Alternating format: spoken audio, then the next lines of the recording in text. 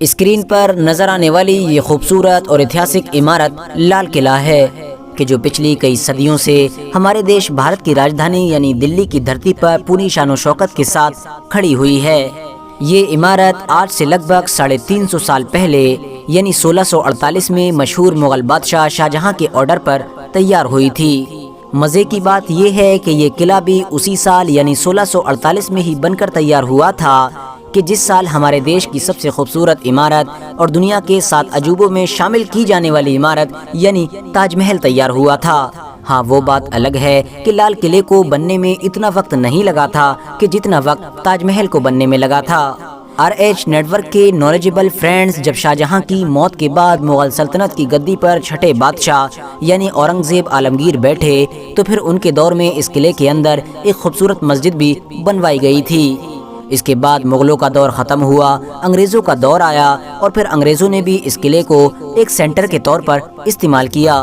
1947 میں جب ہم لوگوں کو انگریزوں سے آزادی ملی یعنی انگریز ہمارے دیش سے چلے گئے تو ہمارے دیش کے فرسٹ پرائم منسٹر یعنی جواہر لال نہرو نے اسی قلعے کے اوپر کھڑے ہو کر ہمارے دیش کا جھنڈا پھہرایا، اور تب سے لے کر آج تک لگاتار ہمارے دیش کا ہر پردھان منتری آزادی کے دن پر یہیں پر جھنڈا پھہراتا ہے۔ اور یہی وہ چیز ہے کہ جو اس بات کو ثابت کرتی ہے کہ یہ قلعہ ہمارے دیش کے لیے جتنا اہم آج سے لگ بھگ 350 سال پہلے تھا اتنا ہی اہم آج بھی ہے۔ آج بھی ہمارے دیش کے ساتھ ساتھ پوری دنیا کے لوگ لمبا سفر طے کرنے کے بعد صرف اور صرف دلی میں اس قلعے کو دیکھنے کے لیے آتے ہیں۔ مگر دوستو، آپ لوگوں کو جان کر شاید حیرانی ہوگی کہ ابھی 4 سے 5 دن پہلے ہی ہمارے دیش بھارت میں ہی رہنے والی ایک عورت نے اس لال قلعے کی چمکتی اور دمکتی ہوئی عمارت پر اپنا دعویٰ ٹھوک دیا ہے اور کورٹ سے یہ اپیل کی ہے کہ یہ عمارت صرف اور صرف میری ہے، اسی لیے اس عمارت کو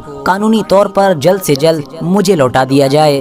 دوستو، لال قلعے جیسی بڑی عمارت پر اپنا حق جتانے والی یہ عورت کوئی اور نہیں بلکہ کولکاتہ میں رہنے والی وہی سلطانہ بیگم ہیں کہ جن کو قانونی طور پر مغل سلطنت کے آخری بادشاہ یعنی بہادر شاہ ظفر کا وارث مانا جاتا ہے۔ آپ کی نالج کے لیے بتاتے چلیں کہ سلطانہ بیگم کے جو ہسبینڈ یعنی شوہر تھے کہ جن کا نام بیدار بخت ہوا کرتا تھا، وہ آخری مغل بادشاہ بہادر شاہ ظفر کے سگے پر پوتے تھے یعنی بیٹے کے بیٹے کے بیٹے تھے، اور یہی وجہ ہے کہ سلطانہ بیگم کو بہادر شاہ ظفر کا قانونی وارث مانا جاتا ہے۔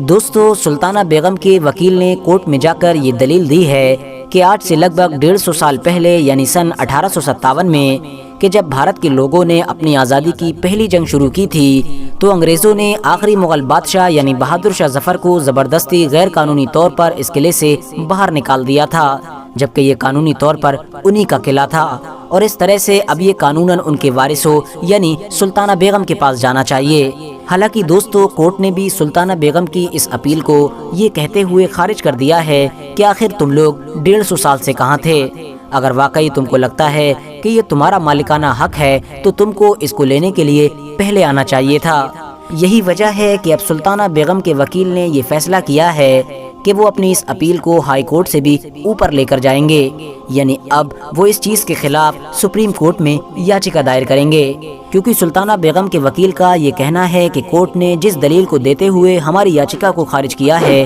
وہ یقیناً ہمارے لیے ناقابل قبول ہے۔ کورٹ نے ہم سے یہ سوال کیا ہے کہ تم 150 سال سے کہاں تھے، جبکہ میں کہنا چاہتا ہوں کہ 1857 سے لے کر 1947 تک تو انگریزوں کا ہی راج تھا، اور اس دور میں مغل سلطنت کے آخری بادشاہ یعنی بہادر شاہ ظفر کی کسی بھی اولاد کا ہمارے دیش میں آنا ناممکن تھا۔ اس کے بعد جب ہمارا دیش بھارت آزاد ہو بھی گیا تھا تو اس کے بعد پہلی بار مغل سلطنت کا جو وارث بھارت میں آیا تھا وہ بیدار بخت ہی تھے، اور وہ جس وقت آئے تھے اس وقت بہت کم عمر کے تھے، لوگوں کو پتہ بھی نہیں تھا کہ یہ بہادر شاہ ظفر کے وارث ہیں۔ دھیرے دھیرے جب لوگوں کو یہ پتہ چلا کہ یہ بہادر شاہ ظفر کے وارث ہیں تو اس وقت کے پردھان منتری یعنی جواہر لال نہرو نے ان کو پینشن دینا بھی شروع کر دی تھی، اور 1980 میں ان کے انتقال ہو جانے کے بعد سے اب ان کی بیوی یعنی سلطانہ بیگم اور ان کے بچے ہی مغل سلطنت کے وارث بچے ہیں۔ اسی لیے اب ہم لوگ یہ مانتے ہیں کہ قانونی طور پر لال قلعہ ہمارا ہے۔ اتنا ہی نہیں دوستو، سلطانہ بیگم کے وکیل نے